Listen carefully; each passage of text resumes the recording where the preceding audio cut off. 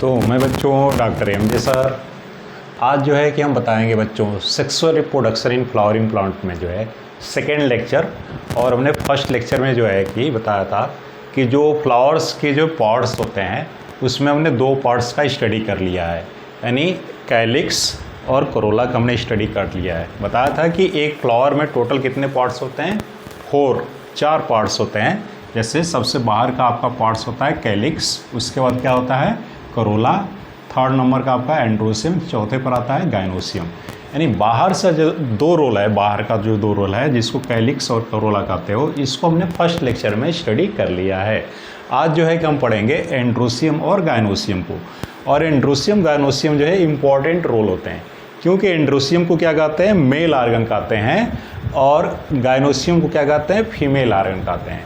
और sexual reproduction में आपको पता है कि मेल और फीमेल जो है होना बहुत ही ज़रूरी है। तो चलो आज जो है कि हम देखते हैं कि इसमें जो आपका जो दो रोल है एंड्रोसियम और गाइनोसियम, तो इसके बारे में हम स्टडी करते हैं। तो आपका जो है कि आज तीसरा रोल होगा एंड्रोसियम। एंड्रोसियम जो है कि फ्लावर का बाहर से जो है तीसरा रोल होता है। तो इसको कैसे डिफाइन करेंगे, it is outer third whorl, it is outer third whorl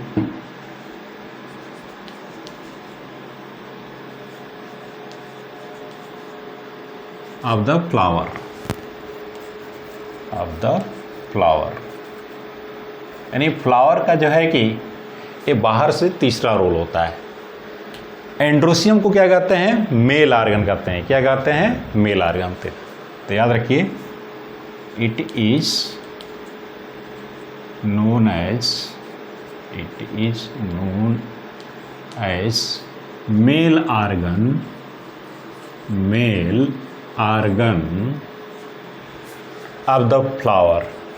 of the flower।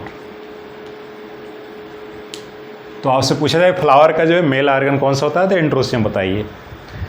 हाँ बच्चों, यहाँ पर देखो, जैसे कि आपका बताया था कि कैलिक्स ये जो है कि बाहर का सबसे बाहरी घेरा होता है, लेकिन उसकी एक जो है कि भाग को क्या कहते हैं, सेपल, यानी कैलिक्स की यूनिट क्या होती है, सेपल। उसी तरह जो बताए थे कि बाहर से जो दूसरा आपका जो घेरा होता है, चक्र होता है, उसको क्या कहते हैं, कोरोला, और उसके एक पार्ट को क्या कहते हैं आप, पेटल कहते हैं।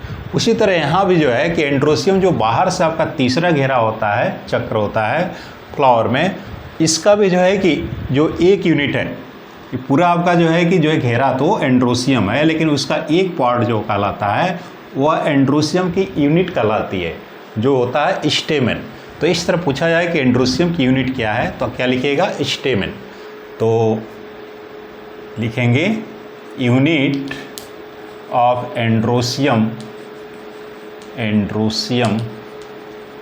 इज स्टेमेन, आपको याद रखना है।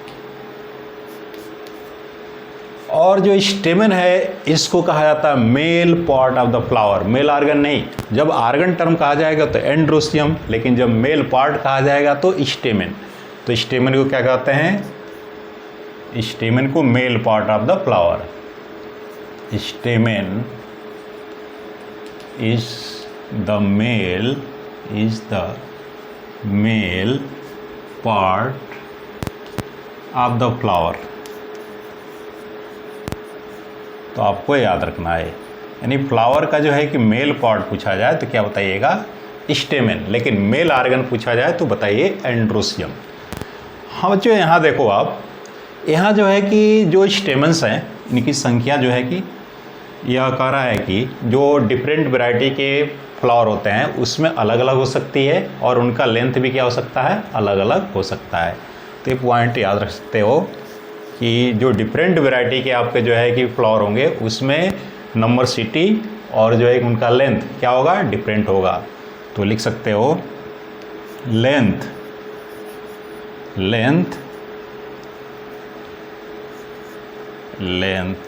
रुको भाई,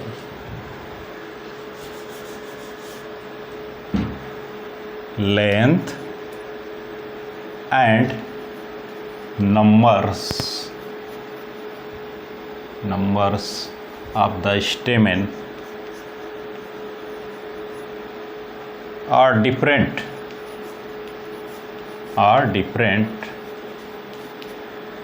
in different varieties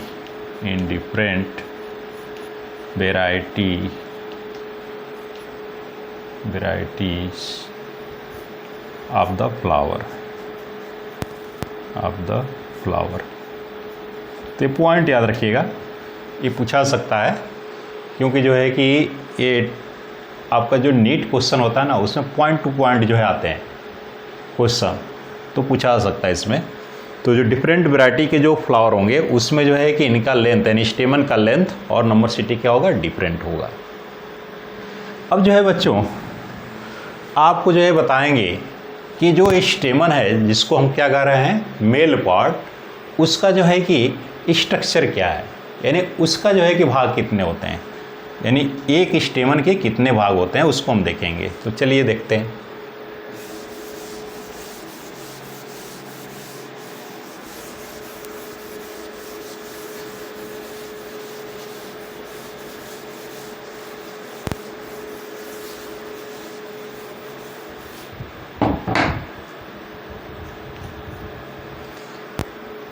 parts of the स्टेमन, स्टेमन को हमने क्या कहा था, mail part of the flower, जो एंड्रोसियम की यूनिट है। तो ये कह रहा है कि यह मेल पार्ट होता है। एक स्टेमन को देखा जाए, यही स्टेमन है जो सिंगल दिखाई दे रहा है, यह जो स्टेमन है, लेकिन इसके पूरे रोल को क्या कहते हैं, एंड्रोसियम। तो एक जो पार्ट ये सब दिखाई रहा है सिंगल ये सब स्टेमन है। तो कह रहा है कि स्टेमन के देखें तो इसके जनरली 2 पार्ट्स होते हैं। कितने पार्ट्स होते हैं, 2 पार्ट्स। तो लिखोगे इट हैज़ 2 पार्ट्स। कौन कौन है भाई, देख लो, एक स्टेमन बना रहे हैं।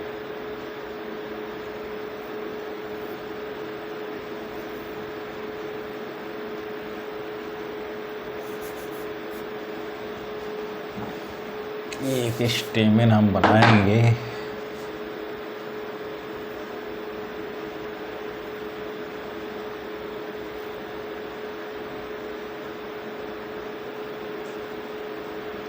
यह एक स्टेमन है, ये जो है उसको हमने ले लिया।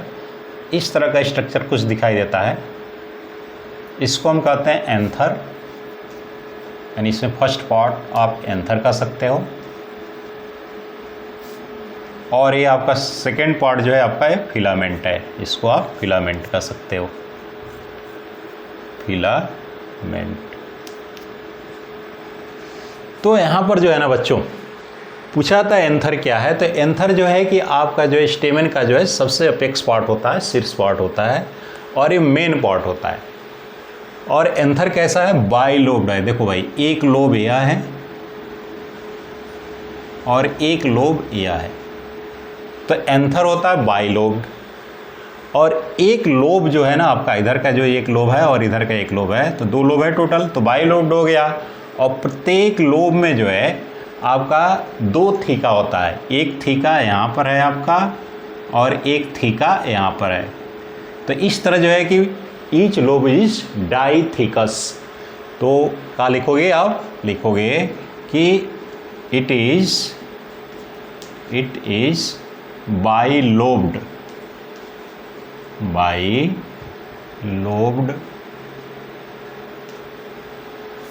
and each lobe has 2 theca, याद रखिएगा 2 थीका, यानी ये बाइलोब्ड हो गया। और एक लोब में कितने थीका होते हैं, 2 थीका, यानी 2 थीका इधर 2 थीका इधर, यानी लिख सकते हो that is dithecous, that is dithecous. तो एंथर आपका क्या होगा, बाइलोब्ड होगा, डाइथीकस होगा, याद रखिएगा। अब जो है ना बच्चों, अगर जो है एक एंथर के जो है कि ट्रांसवर्स सेक्शन करें तो उसमें देखें तो आपको जो है कि 4 कॉर्नर दिखाई देंगे और प्रत्येक कॉर्नर में जो है कि एक आपका थीका होगा और उस थीका के अंदर स्पोरेंजियम होता है। यानी आपका जो एंथर क्या होता है, टेट्रागोनल होता है, 4 साइडेड होता है। इन्हें ट्रांसवर्स सेक्शन करेंगे तो उसमें आपको जो है कट करेंगे और देखेंगे ऊपर से तो 4 सेक्शन दिखाई देगा, 4 तरह का किनारा, जैसे इस तरह है, इस तरह 4 तरह का, तो टेट्रागोनल होता है।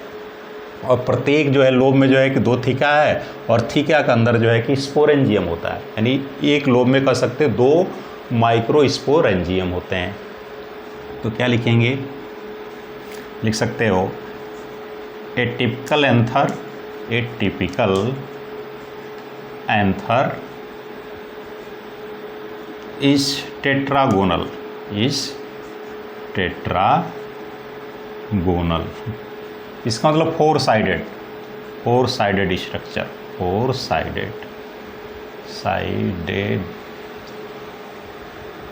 साइडेड स्ट्रक्चर है। आए समझ में, टेट्रागोनल मतलब 4 साइडेड, आए समझ में। और जो है कि कह रहा है कि प्रत्येक लोब में कितने थीका होते हैं, 2, और एक थीका में क्या होता है आपका स्पोरेंजियम। तो इस तरह प्रत्येक जो है कि आपके जो है लोब में 2 माइक्रोस्पोरेंजियम होते हैं। तो लिखिएगा ईच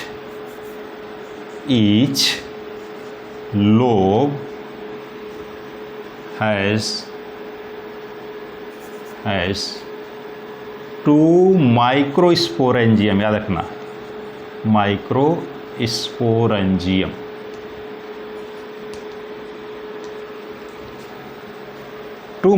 एक लोब में कितने माइक्रोस्पोरेंजियम होते हैं, 2, और एक लोब में जो कितने थीका होते हैं, 2 होते हैं। एक लोब में 2 थीका और 2 माइक्रोस्पोरेंजियम। तो वही कह रहा है ईच लोब हैज 2 माइक्रोस्पोरेंजियम। या ये भी कह सकते हो कि प्रत्येक थीका में 1 माइक्रोस्पोरेंजियम डेवलप करता है, लिख सकते हो। That is each theca has 1 microsporangium, ये भी सही है, माइक्रोस्पोरेंजियम।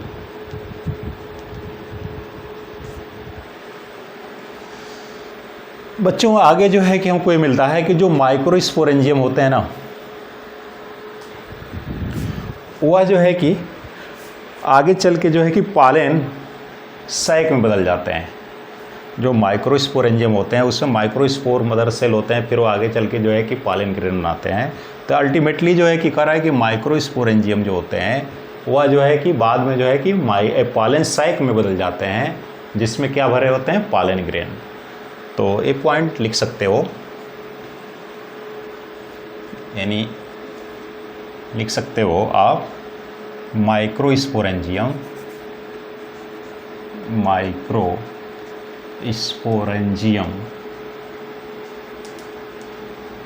अल्टीमेटली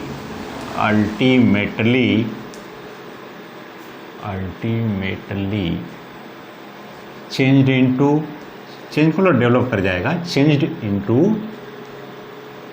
पालेन सैक,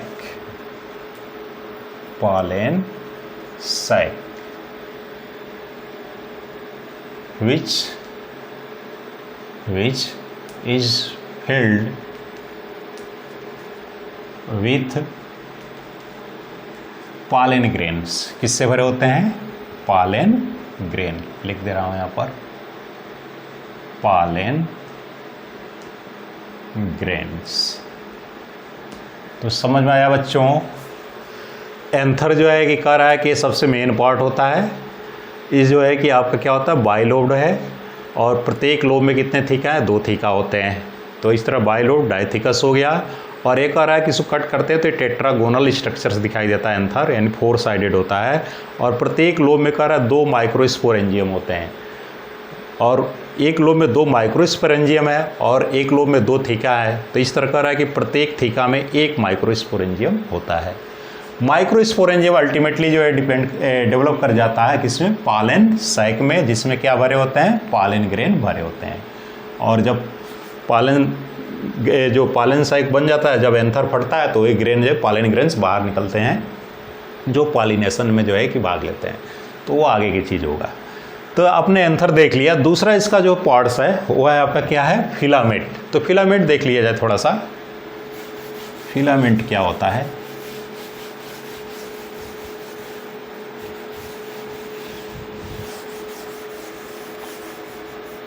देखो बच्चों, ये तो फर्स्ट आपका पार्ट क्या था इसमें, एंथर।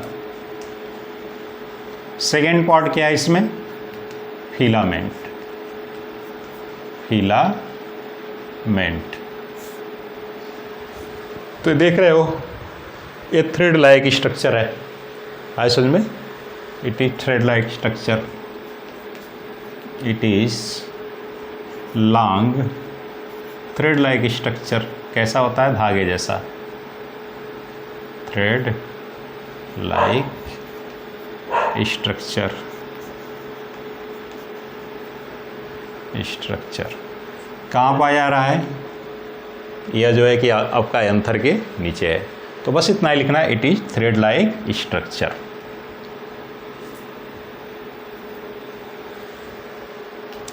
हाँ बच्चों, इसमें जो है ना, ये पूछा जाता है कि इसका कौन सा पार्ट कहाँ पर अटैच होता है। तो याद रखिएगा, यह जो है ना आपका फिलामेंट, इसका इस पार्ट को कहते हैं प्रॉक्सिमल एंड। क्या कहते हैं, प्रॉक्सिमल, प्रॉक्सिमल पार्ट या प्रॉक्सिमल एंड। और इसको यानी ये तो इधर वाला हो गया, यह जो पार्ट है इसको डिस्टल एंड कहा जाता है। क्या कहा जाता है, डिस्टल एंड। तो फिलामेंट के दो एंड कौन कौन, एक प्रॉक्सिमल यानी यह एंड आपका प्रॉक्सिमल एंड, और ऊपर वाला जो यहाँ जो एंथर के पास है उसको क्या कर रहे हैं, डिस्टल एंड। तो पूछा जाता है कि फिलामेंट का कौन सा जो है, यानी फिलामेंट का जो प्रॉक्सिमल एंड है वह कहाँ अटैच होता है। कई बार का क्वेश्चन है।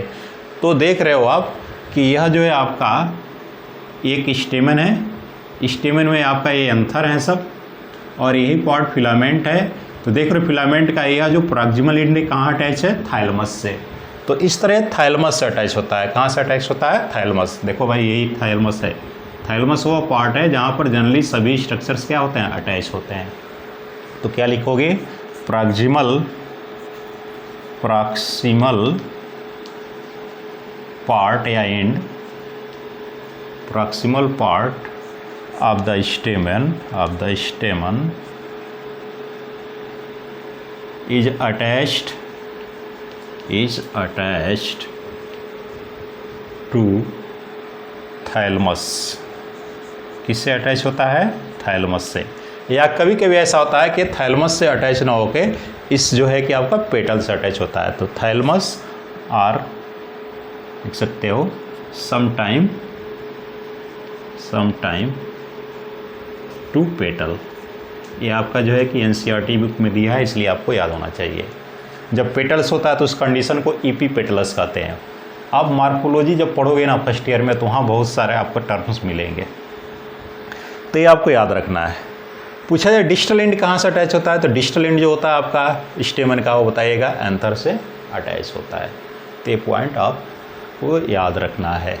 तो हमारा जो है कि जो आपका तीसरा रोल है बाहर से एंड्रोसियम, उसको देख लिया, और इसका जो है यूनिट है उसको भी देख लिया। अब मेरा जो लास्ट है इसमें जो है गाइनोसियम, गाइनोसियम को हम देखते हैं। तो मेरा हेडिंग क्या है, गाइनोसियम।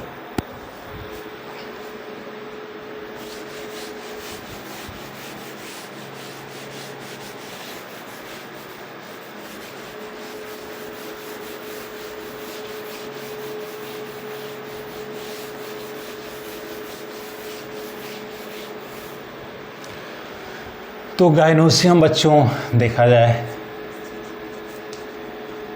गाइनोसियम यह इनर मोस्ट रोल है। देख रहे हो आप लोग, सबसे अंदर का चक्र या भाग है। तो क्या लिखोगे, it is inner most, inner most part, part का मतलब रोल से है,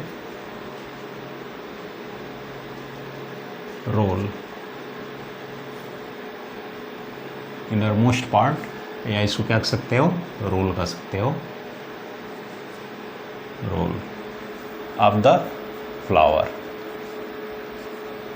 तो ये फ्लावर का इनर मोस्ट पार्ट या रोल है, चक्र है, घेरा है, ठीक है। इसको क्या कहते हैं, फीमेल ऑर्गन। तो क्या लिखते हो, it is known as female organ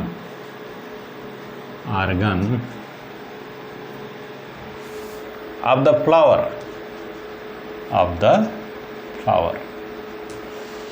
लेकिन इसकी भी तो यूनिट होती है, जैसे कि एंड्रोसियम का हो गया इसका, तो उसी तरह इसकी भी यूनिट होती है।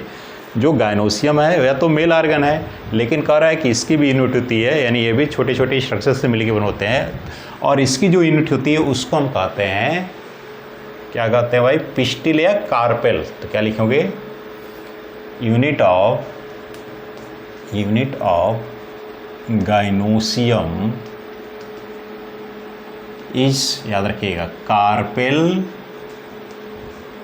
या इसी को क्या कहते हो, पिस्टिल। क्या कहते हो, पिस्टिल। तो याद रखना है, या तो कार्पेल कहिए या पिस्टिल कहिए, दोनों एक ही चीज़ है। अब जैसे जो है कि हम इसके यूनिट के बारे में पढ़े थे, उसी तरह गायनोसियम का जो यूनिट है कार्पल या पिस्टिल, इसको भी हमको पढ़ना है। हाँ, याद रखिए बच्चों, किसी किसी फ्लावर में जो है ना, कार्पल जो है कि बस सिंगल होते हैं, यानी किसी गायनोसियम में बस एक ही कार्पल होंगे। तो जब एक ही गायनोसियम केवल एक कार्पल होंगे तो उसको मोनोकार्पेलरी कहते हैं। क्या कहते हैं, मोनोकार्पेलरी।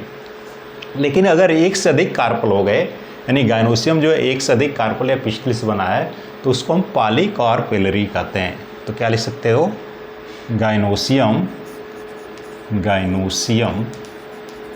विथ वन कार्पल या पिस्टिल is known as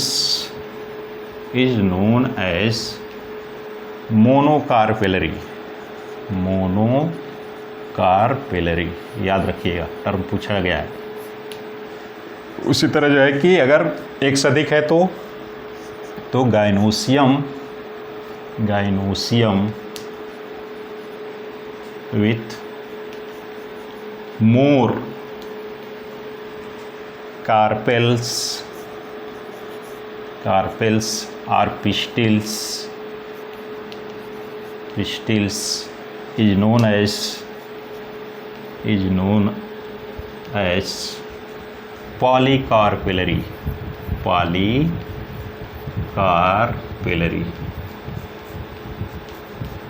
तो बच्चों याद रखिएगा, ये पॉलीकार्पेलरी कब होगा और मोनोकार्पेलरी कब होगा। अगर जो है गायनोसियम में सिंगल कार्पल होगा तो मोनोकार्पेलरी, अगर गायनोसियम में ज़्यादा कार्पल होंगे, ज़्यादा पिस्टिल होंगे, तो उसको क्या कहेंगे, गायनोसियम को पॉलीकार्पेलरी कहेंगे। अब ऐसा होता है कि जो पॉलीकार्पेलरी है, आज समझ में नहीं, एक से अधिक जब कार्पल्स होते हैं तो या तो फ्री हो सकते हैं एक दूसरे से, या सभी एक साथ जो है यूनाइटेड हो सकते हैं, एक साथ जुट सकते हैं। तो इसमें भी टर्म आ गया जाता है। अगर मान लो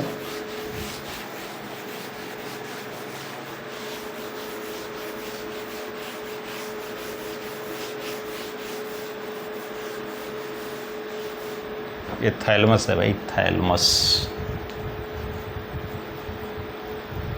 अगर मान लीजिए कि जितने कार्पल्स हैं, यानी जो आपका पॉलीकार्पेलरी कंडीशन है, यानी ज़्यादा कार्पल्स हैं और सभी कार्पल्स क्या हैं, फ्री हैं। क्या लिखो, if all the carpels are free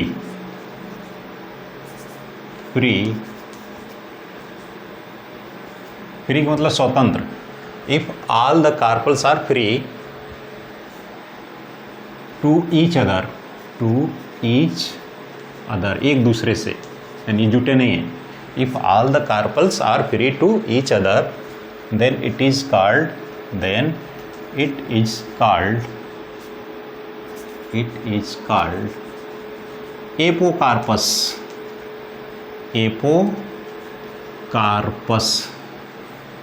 apocarpous. याद रखना बच्चों, एपोकार्पस।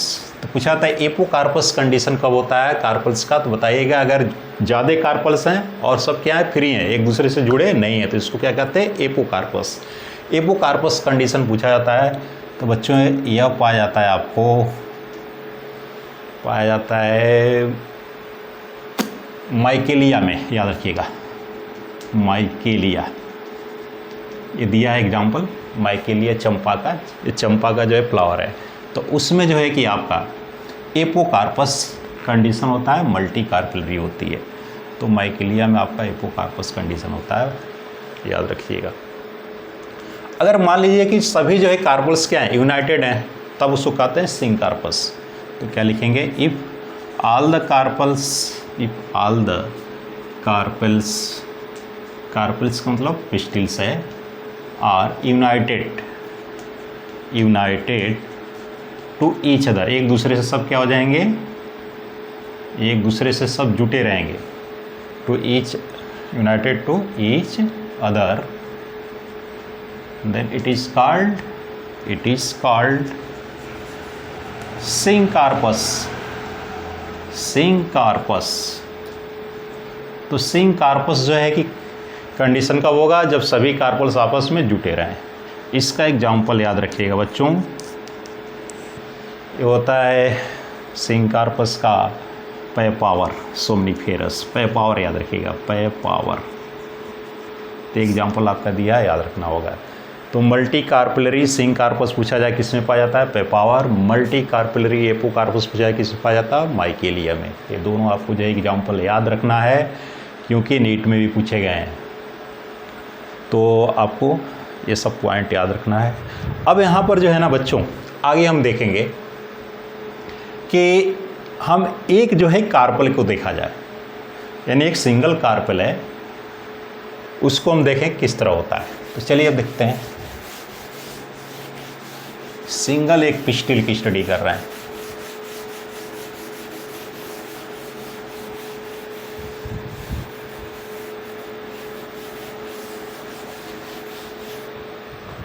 या सीधे पार्ट्स ऑफ द कार्पल कर सकते हो, parts of the carpel, carpel या पिस्टिल। एक पिस्टिल के जो है कि पार्ट कितने होते हैं, ये जनरली 3 पार्ट्स होते हैं। कितने पार्ट्स होते हैं बच्चों, 3 पार्ट्स।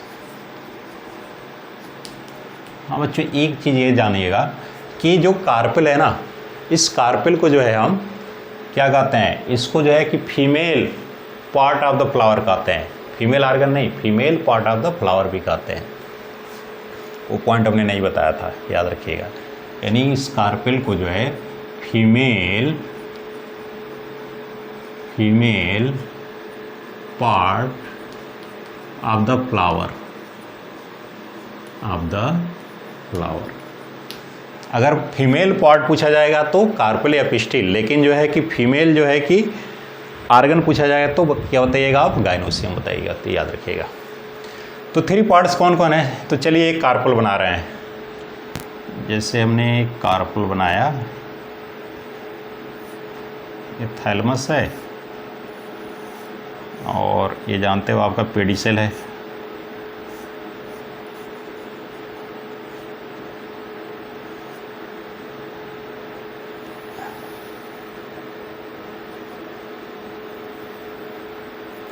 यह जो एक कार्पल हो गया, ठीक है। इसके कितने पार्ट्स हैं, 3। इसको कहते हैं आप स्टिग्मा, इसको फर्स्ट मान लीजिए स्टिग्मा। सेकेंड है आपका यह स्टाइल है, style.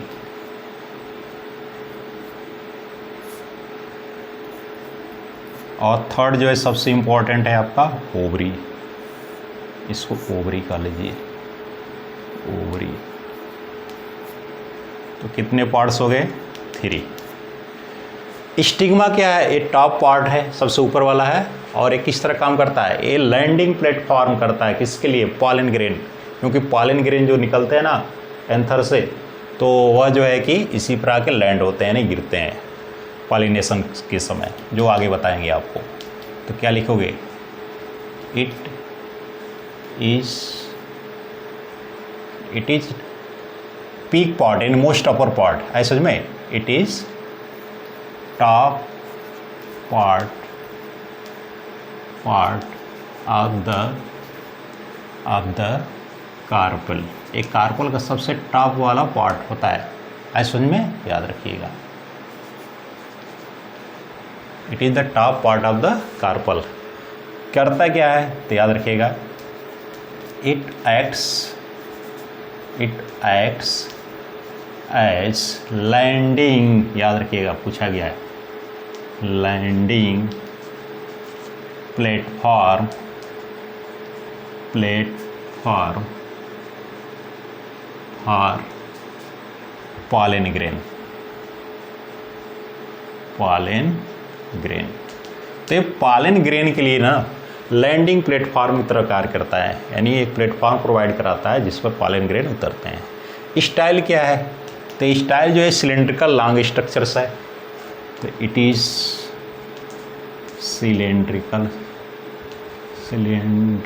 Cylinder like long structure.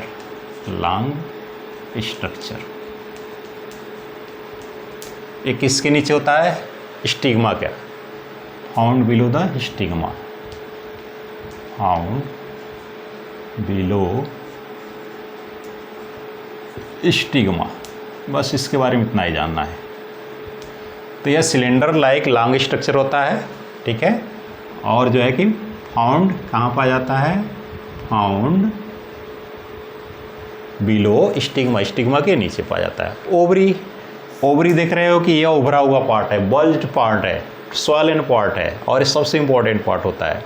तो बेसल भी है, तो क्या लिखोगे, इट इज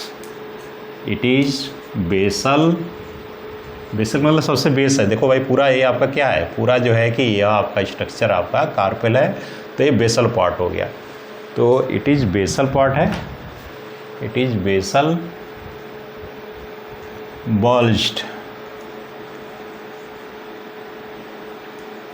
बल्ज्ड का मतलब जो है उभरा हुआ, स्वालन फूला हुआ। तो it is basal bulged part of the carpel, याद रखिएगा। अब जो है कि जो ओवरी है इसके अंदर जो है एक स्पेस होता है जिसको हम कहते हैं लोकूल, और लोकूल के अंदर जो है कि प्लेसेंटा होता है जिस पर जो है कि ओव्यूल अटैच होता है। तो ये पॉइंट याद रखिएगा, space in ovary is called locule. क्या कहते हैं बच्चों, लोक्यूल, या ओवेरियन स्पेस भी कहते हैं। तो लोक्यूल आए समझ में। और जो आपका लोक्यूल होता है उसके इनर वॉल पर क्या होते हैं, प्लेसेंटा, या inner wall of the ovary किससे जो है कि घिरे होते हैं, प्लेसेंटा से। लिख सकते हो, लोक्यूल हो गया। और ये भी लिखिएगा, inner side of the locule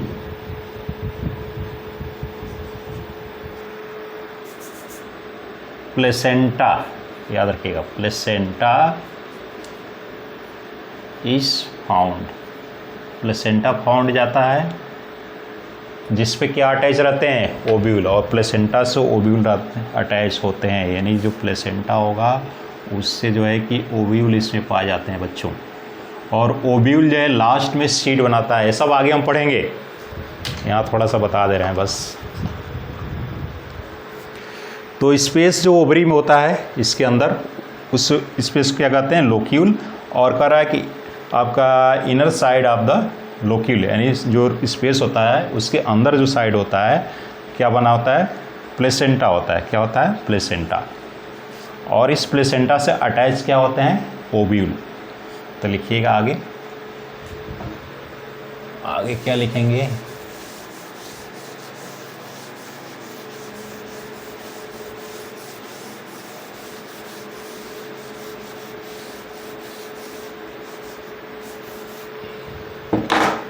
ये तो आपने बताया था ना, ये आपका स्टिग्मा है, फर्स्ट पार्ट था, इसको हमने पढ़ लिया है। लिखिएगा from placenta ovule is attached.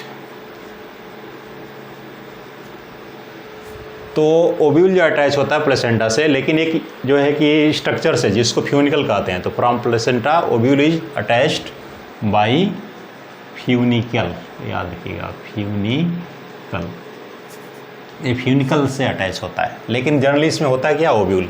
तो कहने का सेंस है कि आपका जो है ओवरी है ना, अल्टीमेटली उसमें ओव्यूल होंगे, क्या होंगे आपके ओव्यूल, और ओव्यूल क्या बनाते हैं, सीड बनाते हैं। क्या बनाते हैं बच्चों, seed.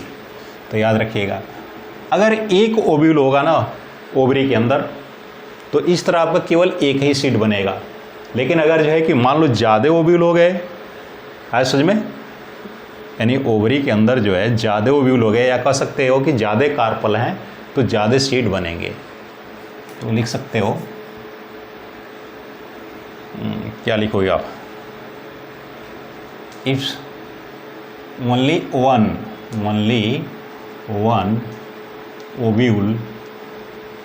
ovule is found,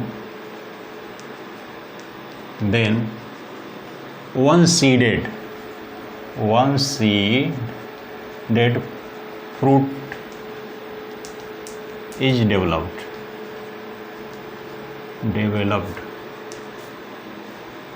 from ovary। याद रखिएगा अगर जो है कह रहा है कि ओवरी में जो है कि केवल एक ओव्यूल है, तो उस ओवरी से जो फ्रूट बनेगा उसमें केवल एक सीड होगा। जैसे एग्जांपल आपका जो है पैडी है, धान हो गया, हीट है, फिर जो है मैंगो है, ETC, ये सब एग्जांपल दिया है। तो यह वन सीडेड जो है क्या है, फ्रूट है, याद रखिए। लेकिन अगर मान लो कि ओवरी में जो है कि एक से अधिक जो है कि क्या है आपके ओव्यूल हैं, तो एक से अधिक सीड बनेंगे, क्योंकि ओव्यूल ही सीड में चेंज होता है। तो याद रखिए ये भी point.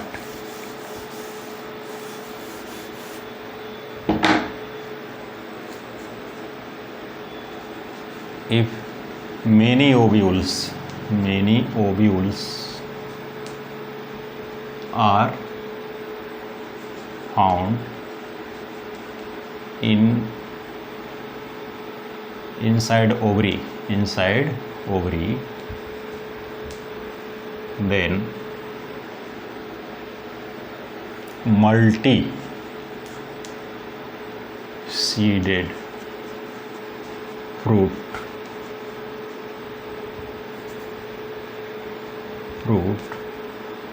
is developed from the ovary।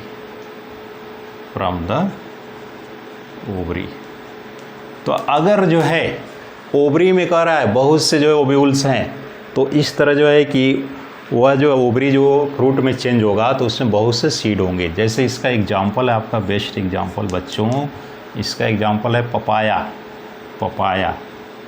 बहुत से सीड होते हैं। वाटरमेलन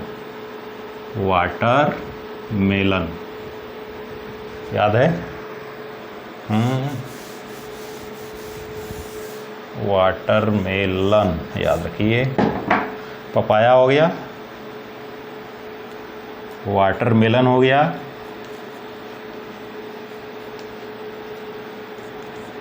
फिर एक और एग्जांपल दिया है आर्किड्स। तो जो एग्जांपल दिया वो तो याद रखना है, क्योंकि नीड्स में तो कुछ भी पूछा जा सकता है जो एग्जांपल है। तो बच्चों इस तरह जो है कि आपने जो है कि जो दो आपका फ्लावर का पार्ट्स बचा था उसको आपने देख लिया, और उस पार्ट्स में क्या यूनिट थे उसकी स्ट्रक्चर भी आपने देख लिया। सब आपको ध्यान में रखना है। अगर आपको कोई दिक्कत हो रहा है तो आप पूछ सकते हो। इसका क्लियर नोट आप चाहते हो तो आप जो है कि मुझे जो है कि व्हाट्सअप कर सकते हो। फिर जो है कि आगे हम बताएंगे आपको कि अब इसमें जो है कि एक एक जो स्ट्रक्चर्स हैं, जैसे माइक्रोस्पोरेंजियम, उसका स्ट्रक्चर्स हम देखेंगे। फिर जो है कि हम आगे जो है कि ओवरी का जो डिटेल स्ट्रक्चर यानी ओव्यूल है उसका डिटेल स्ट्रक्चर्स हम देखेंगे। तो हमारा अगला लेक्चर होगा। तब तक के लिए बच्चों थैंक्स।